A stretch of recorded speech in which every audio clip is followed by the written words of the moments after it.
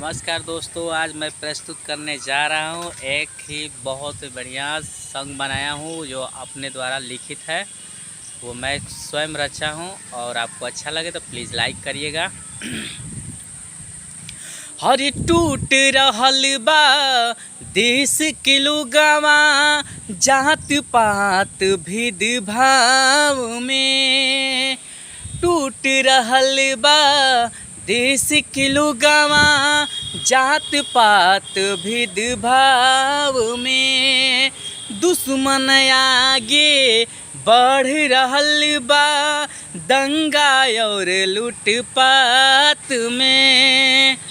अबहू से एकजुट होखे जवानवा, अबहू से एकजुट होखे जवानवा। बड़ा भारत माई किसान तू ही दिशावा के लाल, देश टूटत बा लूटत बा।